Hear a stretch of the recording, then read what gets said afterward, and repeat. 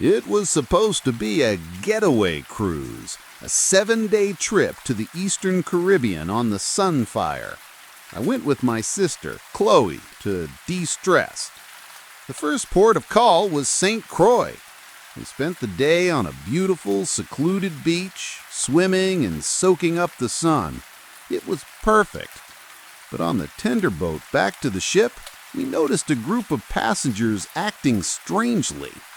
They were clustered together, whispering intensely and staring at everyone else with a kind of deep-seated suspicion. Their eyes were wide and unfocused. One of them, a man in his 50s, kept muttering about the Watchers and pointing toward the hills on the island, though there was nothing there. We dismissed it as too much sun and rum, a common ailment on these trips. We had no idea we were witnessing the first symptoms of a sickness that had nothing to do with a virus. That evening, the strangeness began to spread. It started on Deck 9, where most of that group's cabins were. People began locking themselves in their rooms. Those who did come out moved in tight, paranoid clusters, speaking in hushed tones and constantly looking over their shoulders. They would stop talking abruptly if a crew member or another passenger got too close. Chloe and I were at the dinner service when a woman at the table next to us suddenly stood up and screamed, "They can hear us! They can hear everything!" before her husband quickly pulled her out of the dining room. The other diners just nervously chuckled and went back to their meals, but a cold unease settled over the room. The crew acted as if nothing had happened, their smiles looking strained and artificial. By the next day, it had spread to 3 decks. The ship's atmosphere had completely changed. The usual cheerful chatter was replaced by an eerie quiet, punctuated by sudden, hushed arguments. Passengers were accusing each other of being one of them. Who they were, no one could say. It was a shared delusion, a contagion of paranoia spreading through the ship like a fever. Chloe and I started to feel it too, the constant feeling of being watched, the way every glance from a stranger felt like an accusation. We started staying in our cabin more, the 4 walls of our room feeling like the only safe place on the entire ship. The captain made an announcement about a gastrointestinal issue and advised passengers to practice good hygiene, but this was no stomach bug. This was a sickness of the mind. The breaking point came on the 5th night. We were at sea, hundreds of miles from land. The power on our deck flickered and went out, plunging the corridor into darkness. Immediately, screaming erupted from multiple cabins. People started barricading their doors with furniture. We heard a man yelling from down the hall, "They're coming! They've cut the power!" We could hear the sounds of splintering wood as someone tried to break into a nearby cabin. Chloe and I pushed our small table against our own door, our hearts racing. Through the thin walls, we could hear the whispers, the accusations, the terrified sobs. The ship, once a symbol of escape and luxury, had become a floating asylum, and the inmates were running it. Security was overwhelmed. We heard them on their radios trying to coordinate a response, but it was chaos. The delusion had taken hold. Groups of uninfected passengers had formed their own vigilante patrols, while the infected hid in their rooms, convinced everyone was out to get them. The ship was divided, a civil war of paranoia. The scariest part was the lack of a cause. There was no monster, there was no ghost, no killer. There was just us. The fear was feeding on itself, growing stronger with every whisper and suspicious glance. The isolation of the sea meant there was no escape, no reality check from the outside world. We were all trapped in this collective nightmare together. The cruise line eventually diverted the ship to Puerto Rico, citing technical difficulties. The port was swarming with officials in hazmat suits and what looked like government agents. We were quarantined on the ship for 48 hours, interviewed one by one. They asked strange, probing questions about our mental state, about what we saw and heard. They took blood samples. We were eventually allowed to leave, flown home on chartered flights, and forced to sign non-disclosure agreements that came with a hefty compensation check. The official story was a case of mass food poisoning that caused temporary hallucinations. No one believed it, but what could we do? We took the money and the silence. Chloe and I don't talk about the Sunfire cruise.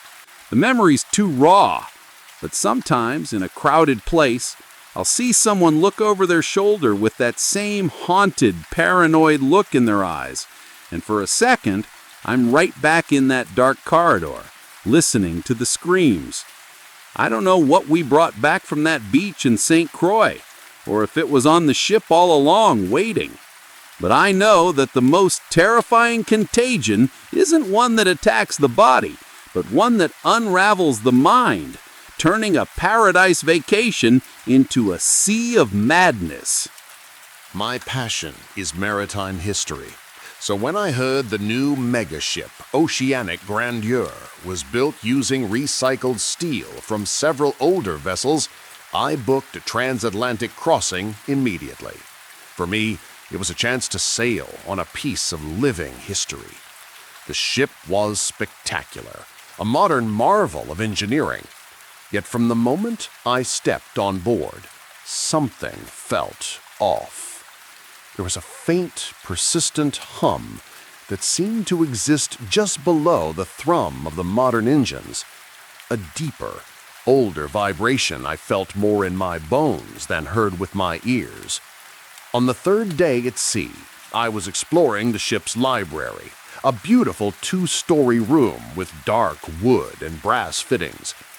Tucked away in a corner was a large framed cross-section of the Oceanic Grandeur, detailing its construction.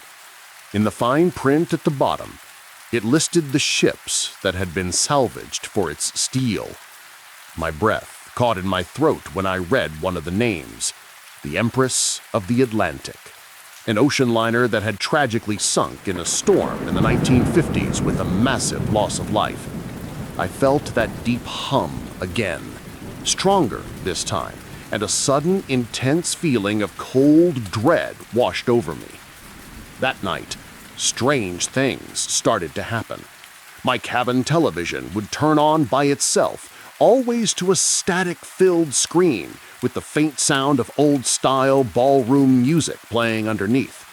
The water from the tap would sometimes run ice-cold and salty, tasting the deep ocean. I spoke to my cabin steward, a young man from the Philippines, about it. He looked nervous and admitted that other passengers in our section had reported similar things. He said the crew called our corridor the ghost deck. He told me that during the shakedown cruise, several crew members had reported seeing apparitions in old-fashioned clothing, walking the halls and then vanishing. They would hear phantom music and the sounds of a party coming from empty lounges in the dead of night. Management told them it was just the new ship settling, but the crew knew better. They believed the steel remembered. I spent the next day combing through the ship's digital archives on its history, cross-referencing them with what I knew about the Empress of the Atlantic. I found that the main ballroom on the Grandeur was constructed in almost the exact same location and dimensions as the ballroom on the Empress. The recycled steel from the old ship, I theorized, had been used heavily in this section. That evening, I went to the ballroom. He was mostly empty, save for a few couples having a quiet drink. But the atmosphere was heavy, oppressive. The air was thick with the smell of salt water and something else, something like wet wool and old perfume. I sat at a table and just listened.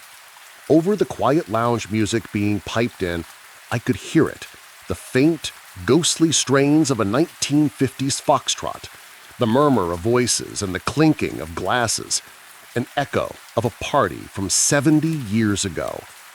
Driven by a mix of academic curiosity and genuine fear, I stayed in the ballroom as it emptied.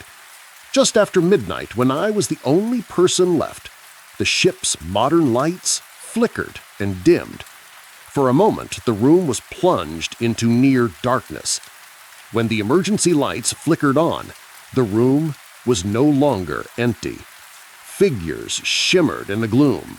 Men in tuxedos, women in elegant ball gowns, their forms translucent. They danced slowly, gracefully, to the phantom music that was now much clearer. They seemed completely unaware of me, lost in their final celebration. Then the ship gave a sudden, violent lurch, though the sea was perfectly calm.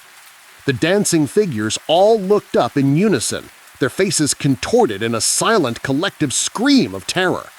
The sound of groaning, twisting metal filled the air, and the room tilted at an impossible angle. I felt a phantom rush of icy water around my ankles. I scrambled out of the ballroom, my heart hammering in my chest, and didn't stop running until I reached the open-air deck. The night was calm and quiet, the real ship sailing steadily on. The next morning, I tried to tell one of the senior officers what I had seen. He listened patiently, then gave me a practiced, condescending smile. He told me that the long days at sea can play tricks on the mind and suggested I visit the ship's doctor for a seasickness patch.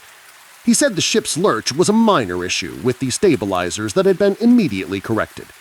He completely denied the existence of any echo, but his eyes couldn't quite meet mine. He knew. They all knew. They were just paid to lie. For the rest of the voyage, I avoided the ballroom, but I couldn't escape the feeling of the ship. It was more than just steel and rivets. It was a tomb. It carried the memories, the joy, and the final, terrifying moments of the hundreds of souls lost on the Empress. The recycled steel wasn't just metal. It was a conduit for their tragedy, replaying it over and over in the deep of the night. I felt like a trespasser at a ghostly wake that would never end, a silent observer of a disaster that was still happening every single night in the heart of the ship. When we finally reached New York, I was the first person off the gangway. I could feel the eyes of the dancing ghosts on my back as I left. I never set foot on a cruise ship again. Sometimes, when the weather is stormy and the wind howls, I can still hear that faint 1950s foxtrot and the sound of twisting steel. The Oceanic Grandeur may be a new ship, but it sails with an old and tragic soul, forever dancing on the edge of a watery grave. It's a reminder that some materials should be left at the bottom of the sea, along with their memories. My wife, Sarah, and I booked a last-minute Caribbean cruise on the Caribbean Dream. It was our 5th anniversary, and we were looking for an escape. We were assigned an interior cabin on Deck 2, a small windowless room, but we didn't mind. We planned on spending all our time on the upper decks anyway. The first few days were perfect. We explored Nassau, swam with stingrays in Grand Cayman, and drank too many piña coladas by the pool. One evening, we were on Deck 14, the quietest part of the ship at night, looking at the stars. The sky was so clear, and the Milky Way was a brilliant smear above us. Sarah turned to me, her eyes reflecting the starlight. "Promise me something?" she said, her voice soft. "Promise me we'll always be this happy, that we'll never let the world get in the way." I smiled, pulled her close, and promised. It was a simple, heartfelt moment, the kind you cherish. I had no idea that promise would come to haunt me in the most literal way possible. That night, I woke up around 4 a.m. to the feeling of the cabin being too cold. I reached for Sarah, but her side of the bed was empty. I figured she had just gone to the bathroom. The small bathroom light was off. I called her name softly. No answer. A small knot of unease tightened in my stomach. I got up and checked the bathroom. Empty. I checked the small closet. Empty. I looked at the door. It was locked from the inside with the deadbolt thrown, just as we'd left it. It was a windowless, soundproofed box locked from the inside. There was nowhere for her to go. Panic began to claw its way up my throat. I searched the tiny room again and again, my heart pounding against my ribs. Under the bed, behind the small desk, she was gone. She had simply vanished from a locked room in the middle of the ocean. I frantically called guest services. Within minutes, 2 stone-faced security officers were at my door. They were polite but dismissive. They searched the room with a practiced, bored efficiency. They kept asking if she had been drinking heavily, if we had argued. One of them suggested, "Sir, maybe she just stepped out and you forgot you unlocked the door for her. She's probably at the 24-hour cafe." But I knew the door was deadbolted. I had to unlock it for them to get in. They took my statement, told me they would initiate a search, and asked me to remain in my cabin. I sat on the edge of the bed for hours, staring at the empty space beside me, the indentation of her head still on the pillow. The silence in that windowless room was deafening.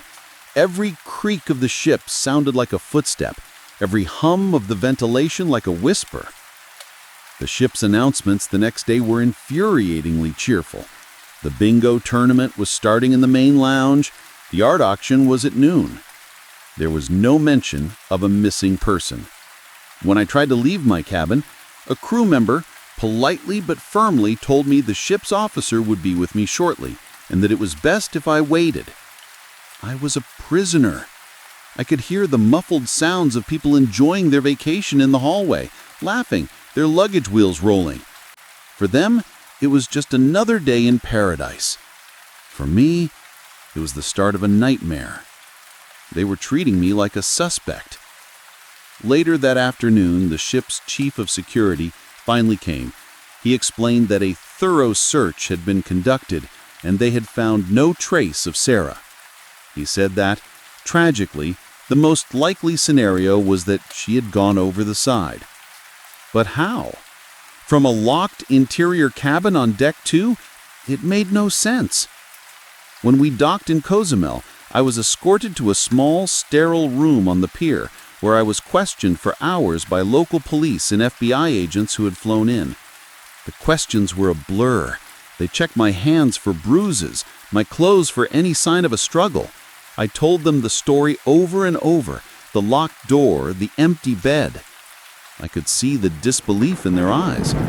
The official report would eventually conclude it was an unexplained disappearance with the strong implication that I was withholding information. They let me go, but I was a marked man. The cruise line flew me home, my one suitcase feeling impossibly heavy. Sarah's still packed in the cabin we had shared. I returned to an empty house. For weeks, I couldn't sleep. Every night, I would wake up at 4 a.m., the air feeling cold, and I would feel the terror of that empty bed all over again. One night, I was drifting in that horrible state between sleep and waking when I heard a whisper, clear as day, right next to my ear. It was Sarah's voice. It said, "I'm still here." I shot up in bed, my heart racing. The room was empty, but I had heard it. Over the next few weeks, it kept happening.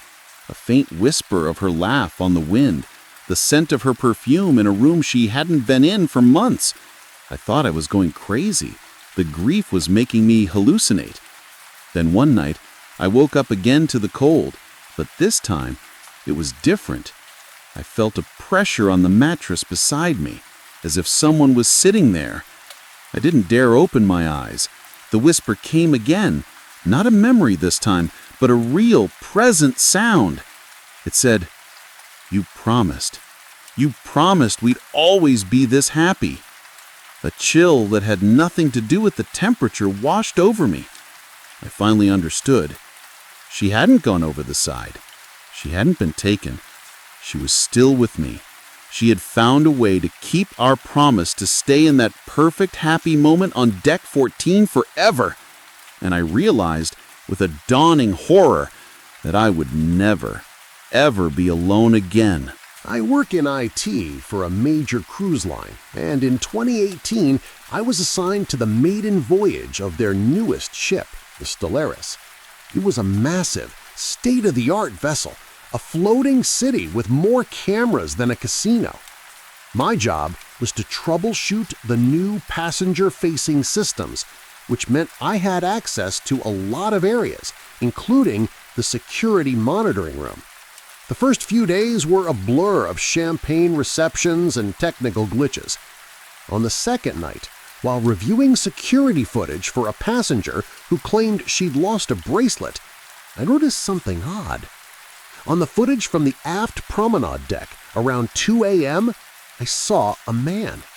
He was tall, gaunt, and wore an old-fashioned dark wool peacoat, which was strange for the Caribbean heat. He was just standing by the railing, staring out at the sea. What was weird was that he didn't appear on any other camera feeds leading to or from that deck. It was like he had materialized out of thin air. I rewound the footage, checked adjacent cameras. Nothing.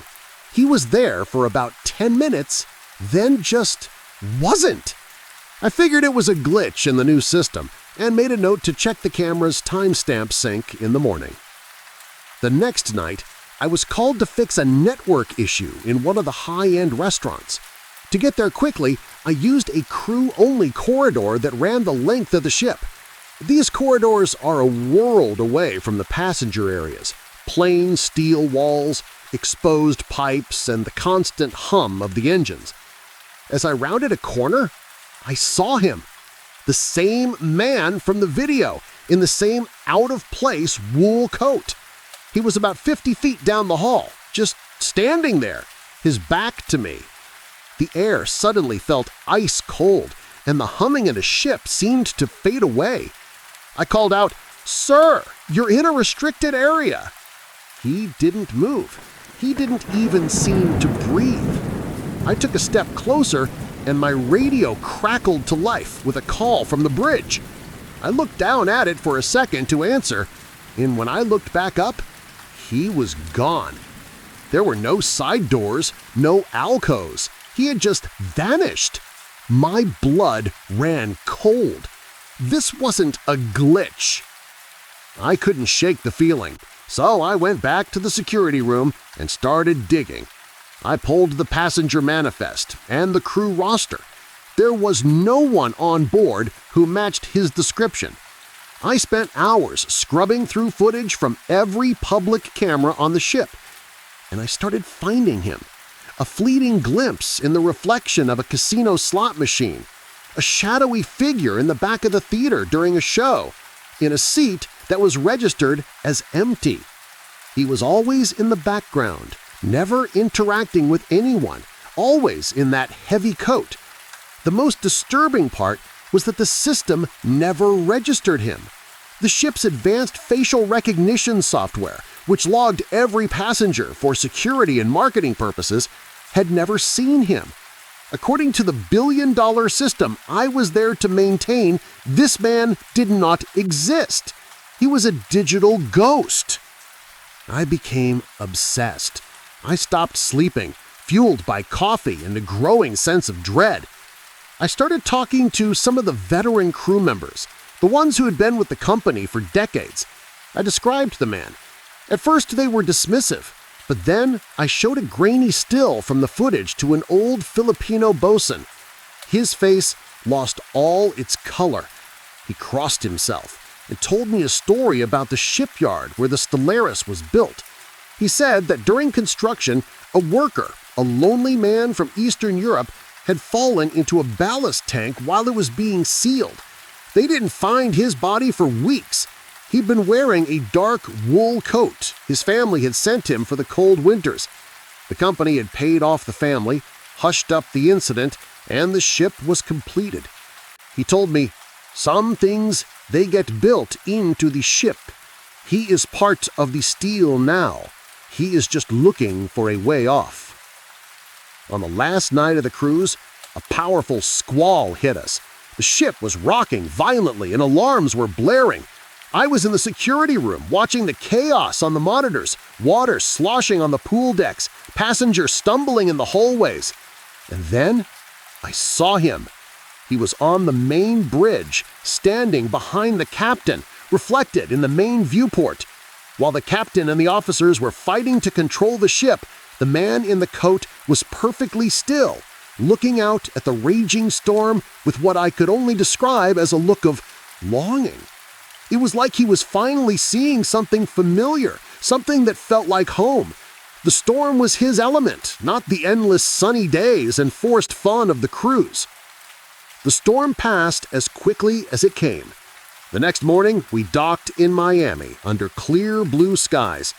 As the passengers disembarked, happy and sunburned, I stayed in the security room, scanning the cameras one last time. I watched the crowds on the gangway, the people reuniting with family, the luggage being loaded onto buses, and then I saw him. He was standing on the pier at the very edge of the crowd. He wasn't wearing the coat anymore. He was in a simple shirt and trousers, looking pale but peaceful. He turned and looked directly at one of the dockside cameras, directly at me. He gave a slight, almost imperceptible nod, and then he turned and walked away, disappearing into the Miami crowds. I never saw him on the ship's cameras again. I filed my report, listing the incidents as unexplained sensor ghosts, a technical term that meant nothing, and closed the case. But I knew the truth. The man from the ballast tank, the man who wasn't there, was finally off the ship. I sometimes wonder about the passengers on the Stellaris now. I wonder if they ever feel a sudden, inexplicable chill in a warm corridor or see a dark shape in the corner of their eye. The ship might be new, but it was born with a ghost in its steel, a silent passenger who just wanted to go home. My name is Leo, and I was a junior officer on the Majesty of the Waves for 3 years. It was a good job, mostly routine, and you get used to the rhythm of the sea. You also learn to recognize the different types of passengers, the newlyweds, the retirees, the families letting loose. The Allens in cabin 7312 were the latter. Mr. and Mrs. Allen with their 2 young kids, a boy and a girl under 10. They were the picture of a happy family. The kids were always laughing, chasing each other on the Lido deck, their faces sticky with ice cream. Mrs. Allen had a smile that could light up a room. Mr. Allen was quieter, but always seemed content, watching his family with a look of serene pride. On our 3rd night out, sailing through the calm waters of the Mexican Riviera, I saw them all on their balcony watching the sunset. It was a perfect postcard moment. The sky bleeding orange and purple, their silhouettes framed against the dying light. It's the last time I or anyone would see them all together and happy. The call came over the crew radio around 3 a.m., a muffled code that we all knew meant a serious passenger incident, not a medical one. Security was dispatched to Deck 7, aft. I was on bridge duty, but the chatter was tense and minimal, which is always a bad sign. An hour later, my superior officer came back, his face pale and grim. He just said there was a domestic situation in 7312 and that the area was sealed. But word travels fast on a ship. The whispers started among the stewards and the bar staff. They said passengers next door had heard a violent argument, the sound of something heavy hitting a wall, and then a woman's shriek, cut off abruptly. This was followed by a chilling silence that was somehow more terrifying than the noise. The security team had found Mr. Allen on the balcony, staring out at the pitch-black ocean, not responding to their questions. The cabin was in disarray, and Mrs. Allen was nowhere to be found. The kids were huddled together in the bathroom, silent and wide-eyed with a terror no child should ever know. The official story the next morning, announced by the captain in a carefully worded statement, was that a passenger had a personal emergency and, out of respect for the family, no further details would be shared. The cruise would continue as scheduled, but we, the crew, knew better. Mr. Allen was confined to the ship's brig, a small windowless room on a lower deck that most passengers don't even know exists. A section of the aft deck below their balcony was cordoned off with yellow tape, guarded 24/7 by security. They were searching for something, they said. But what can you find in the black, churning wake of a massive ship in the middle of the night? The children were taken into the care of the ship's youth counselors, kept isolated and away from the other kids. The forced normality was the most chilling part. The casino bells still rang, the poolside band played calypso music, and people laughed over their cocktails, completely oblivious to the fact that just a few decks below, a family had been torn apart by an act of unspeakable violence. For the rest of the cruise, an invisible shadow hung over Deck 7. The crew avoided the hallway. I had to walk it as part of my rounds, and the air always felt colder near 7312. The door was sealed with a plain, official-looking sticker, but it might as well have been a tombstone. You could feel the weight of what happened in there. Other passengers on the floor complained of a strange feeling, a sense of dread that couldn't explain. One woman swore she heard a woman weeping late at night, but dismissed it as the sound of the ship's engines. We all knew it wasn't the engines.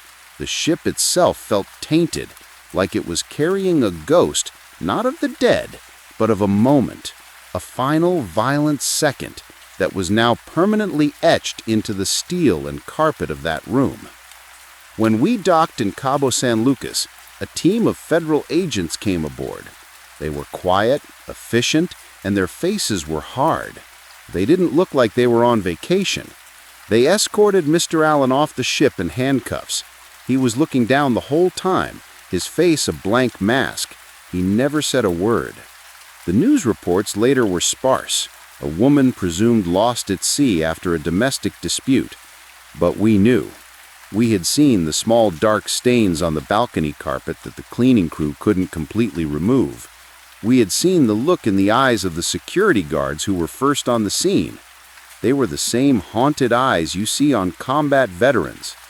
I saw the kids one last time, being led off the ship by a woman who must have been a relative. The boy was clutching a stuffed pirate doll, and the girl was just staring straight ahead, her expression completely empty. Her mother's bright smile was gone, replaced by a void. They were walking away from their vacation, from their father, from the life they knew. The ship's horn blew, signaling our departure, a cheerful booming sound that felt like a sacrilege. It was a sound of fun and adventure, but for me, it was now the sound of a floating crime scene, sailing away to pick up new, happy people who would sleep and laugh and drink just feet away from where a life had been violently extinguished. That sunset was the last time I saw the ocean as a place of beauty and peace. Now when I look out at the water, especially at night, I don't see shimmering moonlight or endless possibility. I see a vast, dark, and indifferent graveyard.